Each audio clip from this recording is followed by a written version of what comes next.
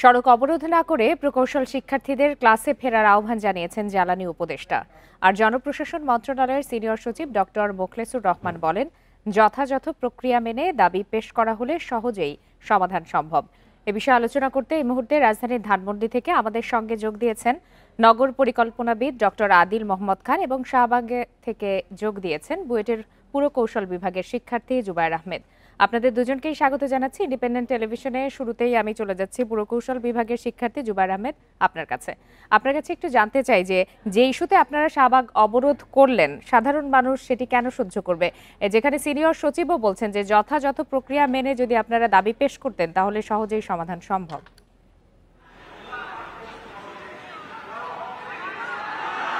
জি, অবশ্যই আপনাকে অনেক ধন্যবাদ। প্রথমত আমি বলবো, পুরো বাংলাদেশ দেখেছে যে আমরা বুয়েট শিক্ষার্থীরা রাতের বেলা 11টার পর মধ্যরাতে দিনের পর দিন আন্দোলন করে গিয়েছি। আমরা কখনোই কোনোভাবেই চাইনি শাহবাগ ব্লকেট করে কিংবা সাধারণ মানুষকে জিম্মি করে আমরা কোনো ন্যায্য দাবি আদায় করি। আমরা বিশ্বাস করি কোনো ন্যায্য দাবি আদায়ের জন্য কখনোই জনদুর্ভোগ সৃষ্টি করতে হয় না, সেটা অফিসিয়ালি নিয়মতান্ত্রিক উপায়ে করা যায়। কিন্তু আমরা এর আগে সচিবালয়ে আমরা স্মারকলিপি দিয়েছি, চিঠি দিয়েছি, অনেকবার দেখা করার চেষ্টা করেছি। আমাদের কোনো চিঠির উত্তর দেওয়া হয়নি, কোনো স্মারকলিপির কোনো উত্তর দেওয়া হয়নি, আমাদের সাথে কোনো রকম যোগাযোগ করা হয়নি, আমাদের সাথে কোনোভাবেই বসা হয়নি। সেই ক্ষেত্রে আমরা প্রতিদিন মধ্যরাতে আন্দোলন করে গেছি এবং অবশেষে আমরা আমাদের ধৈর্যের বাঁধ ভেঙে গেছে। আমরা বাধ্য হয়েছি এই শাহবাগে আসতে।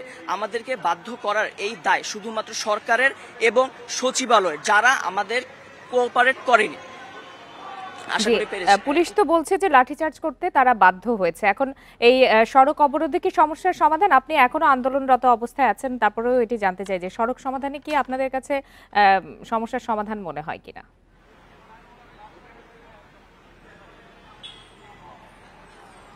মানে সড়কে আন্দোলন করে সমাধান মনে হয় কিনা এটা বুঝতে চেয়েছেন? সড়ক অবরোধ করেই কি আসলে সব ধরনের দাবি দাওয়া আদায় করা যায় কিনা?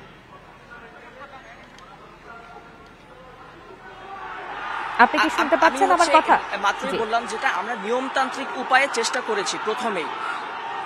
জি, আমি আপনার কথা শুনতে পাচ্ছি। আমরা প্রথমেই চেষ্টা করেছি নিয়মতান্ত্রিক উপায়ে আমাদের দাবি আদায় করতে, কিন্তু আমাদের দেয়ালে পিঠ থেকে গিয়েছে। কেউ আমাদের কোঅপারেট করেনি। সচিবালয় থেকে আমাদের কোনো ধরনের কোঅপারেট করা হয়নি। আমরা স্মারকলিপি জমা দিয়েছি, সচিবালয়ে আমরা চিঠি দিয়েছি, কিন্তু আমাদের সাথে কোনোভাবেই কোঅপারেট করা হয়নি। তাই আমরা এখানে যে বাধ্য হয়েছি বসতে, এর দায় সরকার এবং সচিবালয়ের। আমি আবারও বলছি, এখন আমরা যেহেতু সড়কে এসেছি, তাই আমরা এই সড়ক থেকেই আমাদের দাবি আদায় নিয়ে ফিরতে চাই।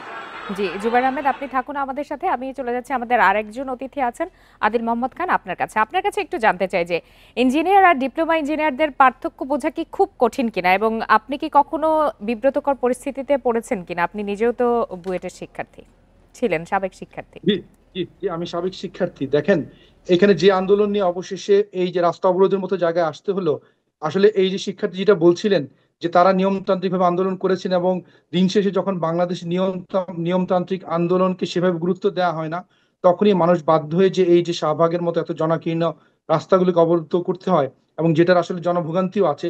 কিন্তু সেটা যখন দেয়ালে পিঠ থেকে যাওয়ার মতো অবস্থা হয়, তখন বিষয়টা এরকম দাঁড়ায় হয়তো। এবং বাংলাদেশের যেটা হয়েছে যে শাহবাগের দখল ছাড়া আন্দোলন এবং কোনো ধরনের দাবি দাওয়া আদায় হচ্ছে না, এই সংস্কৃতির পেছনে আমাদের বর্তমান সরকারের দায় আছে।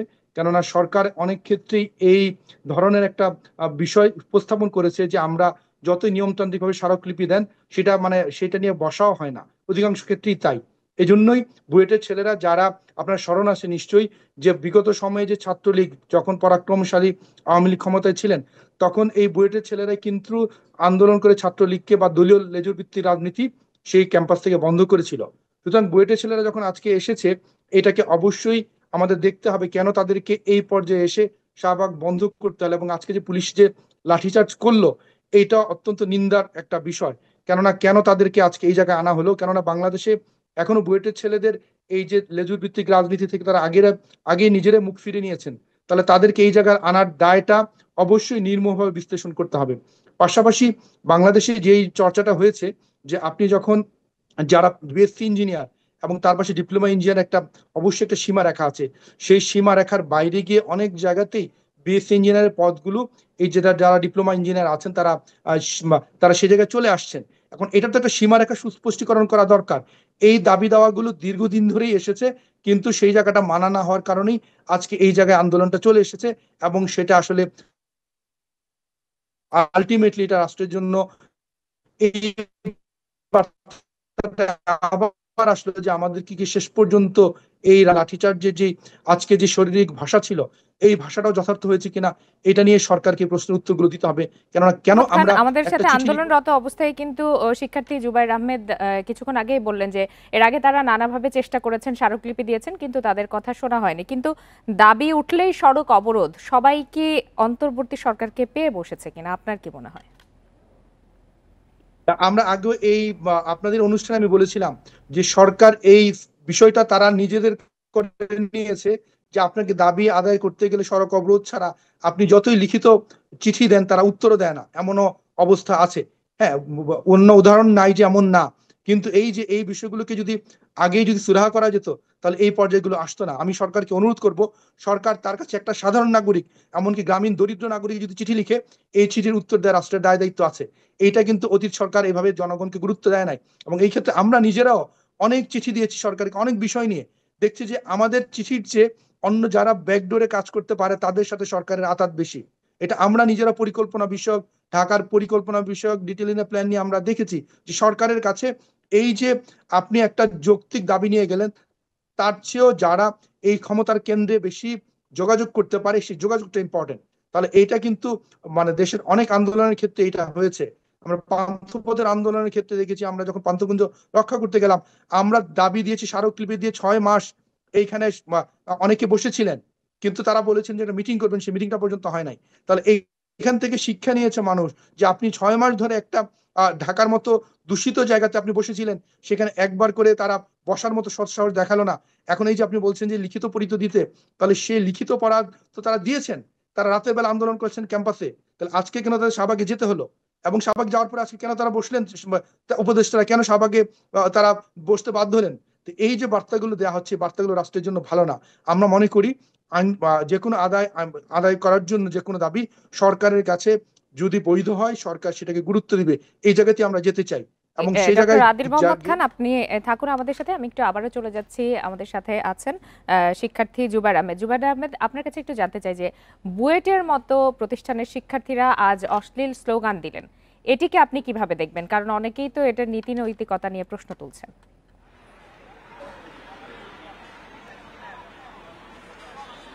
আপনি একটু বলতে পারবেন কোড করে যে কি স্লোগান দেওয়া হয়েছে? আসলে সেটা তো এরকম গণমাধ্যমে বলার আমাদের তো ওই ধরনের একটি সীমাবদ্ধতা রয়েছে।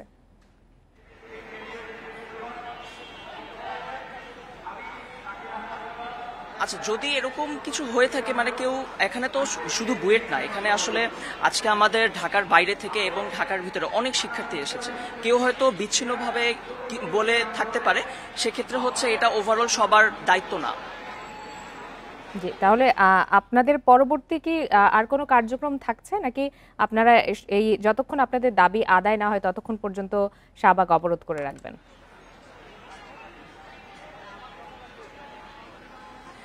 আমরা পরবর্তীতে কি করব সেটা আজকে আমরা প্রেস ব্রিফিং এর মাধ্যমে জানিয়ে দিব। ধন্যবাদ। জি, জুবাইর আহমেদ, আপনাকে ধন্যবাদ।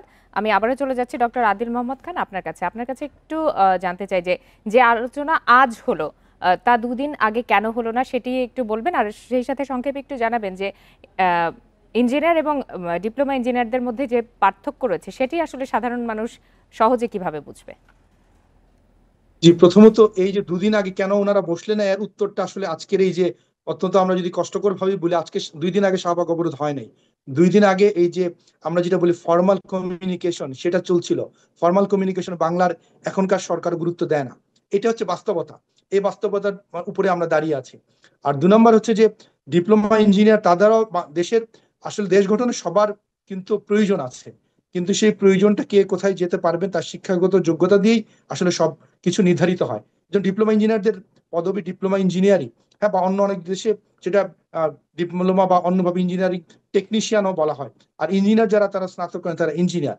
এই যে সীমারেখাগুলো বাংলাদেশে অনেক ক্ষেত্রে আমরা দেখেছি যে যারা যে পদের জন্য যথাযথ যোগ্যতা রাখেন না বা তাদের যোগ্যতার কিছুটা কমতি আছে, তাদেরকে অনেক ক্ষেত্রে পদোন্নতি দিয়ে তাদের এমন জায়গায় নিয়ে আসা হয় যেটা সেই অর্থে তাদের সাথে বিফিটিং না।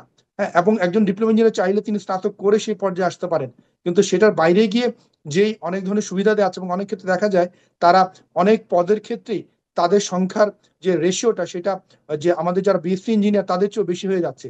তাহলে এই ক্ষেত্রে অবশ্যই রাষ্ট্রকে দেখতে হবে, রাষ্ট্র তার যে কারিগরি শিক্ষার দিক দিয়ে যে মানদণ্ড ঠিক করেছে এবং রাষ্ট্রকে যেই জায়গায় টেকসই রাষ্ট্র গঠনে, টেকসই অবকাঠামো গঠনে যেখানে যেতে চায়, সেখানে অবশ্যই একজন ট্রেডিশনাল যিনি বিএসসি ইঞ্জিনিয়ার তার সাথে ডিপ্লোমা ইঞ্জিনিয়ার পার্থক্য আছে, এটা বাস্তবতা। আমরা যথাযথ সম্মান রেখেই বলতে চাই ওনাদেরও প্রয়োজন আছে, কিন্তু যার যে জায়গায় যতটুকু অবদান রাখার সুযোগ আছে সেটাই দেওয়া উচিত, এবং তাদেরও যদি কোনো যৌক্তিক দাবি থাকে সেটাও নিশ্চয়ই আলাপ করা উচিত। কিন্তু এই বিষয়গুলো নিয়ে রাষ্ট্র যেভাবে মানে অনেক দেরিতে রেসপন্স করে, এবং সেই রেসপন্স করার মানে একমাত্র পেরিমিটার হচ্ছে যে যখন শাহবাগ বা কোনো একটা হাইওয়ে রাস্তা বন্ধ করা হয়, এটা রাষ্ট্রের কাছে কাম্য না। রাষ্ট্র এই পর্যায়ে আসার আগেই এই বিষয়গুলোকে ডিল করার মতো তাদের সেই ধরনের মুনশিয়ানা দক্ষতা দেখানো উচিত। নাহলে যেটা দেখা যাবে যে সামনের দিনেও আরো অন্য অনেক প্রতিষ্ঠান, অন্য অনেক দাবি দাওয়াতে আবার আমাদের এই যে রাজপথ সেটাই উত্তপ্ত হবে এবং ডক্টর আদিল সাধারণ মোহাম্মদ খান, নাগরিকদের। আপনার বক্তব্য আমার কাছে স্পষ্ট। আমি একটু আবারও সংক্ষেপে একটু জুবাইর আহমেদ আপনার কাছে জানতে চাই যে জনভোগান্তির কথা বারবার উঠে আসছে, এই জনভোগান্তির কথা চিন্তা করে হলেও কি আপনাদের এই সড়ক থেকে সরে যে আন্দোলন করার কোনো ধরনের ইচ্ছা আছে কিনা সামনের দিনে?